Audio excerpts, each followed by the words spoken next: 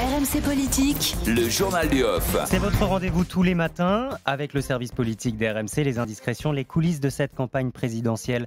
Bonjour Romain Cluzel. Bonjour à tous. Bonjour Romain, le congrès des maires s'ouvre demain et les candidats à la présidentielle lorgnent sur cette grande réunion. 10 000 maires sont attendus à Paris entre demain et jeudi. Alors forcément, c'est une occasion en or pour les candidats à la recherche de parrainage. Pour rappel, il faut 500 signatures de maires pour se présenter à la présidentielle.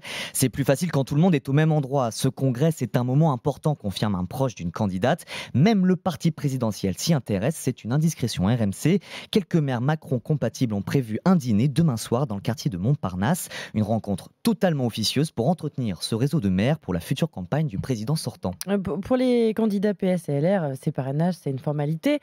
En revanche, c'est plus difficile pour les autres. Alors certains partis se mobilisent cette semaine. Le RN, par exemple, a prévu plusieurs rendez-vous avec des maires, mais attention, pas question d'être insistant, ce congrès est l'occasion d'un premier contact. Certains font du démarchage comme on vendrait des aspirateurs. Ça ne marche pas comme ça, grince un proche de Marine Le Pen. Un tacle aux autres candidats d'extrême droite, mais peut-être aussi à la France Insoumise, qui va distribuer un document à l'entrée du congrès. C'est important d'y être, mais ce n'est pas un moment décisif, nuance un cadre de la campagne de Jean-Luc Mélenchon. D'autres petits candidats, par exemple Florian Philippot, ne vont même pas s'y rendre. Ce n'est pas le moment de leur parler parrainage, juge le candidat des Patriotes. En tout cas, tous se rejoignent sur une chose, rien ne remplace les rencontres en tête-à-tête sur le terrain. Ouais, le problème, c'est que ces rencontres, elles ne suffisent plus. Et non, de plus en plus de maires ne donnent pas du tout leur signature. Déjà en 2017, 2/3 des maires n'avaient parrainé personne. C'est encore plus fort cette année, glisse le bras droit d'un candidat. La faute à la publication des noms des maires signataires, râle l'équipe de Marine Le Pen qui réclame de changer la loi. Un accident démocratique, ça finira par arriver, déplore un cadre du RN. Comprendre un candidat de poids qui n'arrive pas à obtenir les 500 signatures. Deux autres infos à retenir ce matin, Romain. D'abord, ce premier meeting de campagne envisagé par Éric Zemmour. Alors rien de définitif pour l'instant, mais une date et un lieu reviennent avec insistance. Le Zénith de Paris, le 5 décembre, soit le lendemain de la primaire LR, donc pas forcément un hasard, mais aussi le même jour que le meeting de Jean-Luc Mélenchon. Peut-être de quoi agacer les insoumis.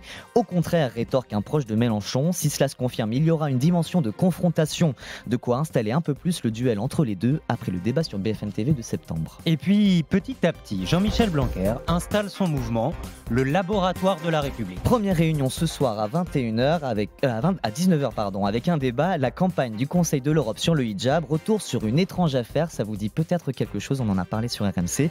En tout cas, de quoi donner le ton sur les thématiques du think tank du ministre de l'Éducation nationale. L'avantage avec Blanquer, c'est qu'il est très bien identifié idéologiquement, assure un de ses soutiens. Les proches du ministre le jurent, ce laboratoire ce n'est pas une écurie ni un parti politique, mais un espace pour porter des idées lors de la campagne présidentielle. Merci Romain Cluzel. C'était le journal du off à retrouver sur rmc.fr.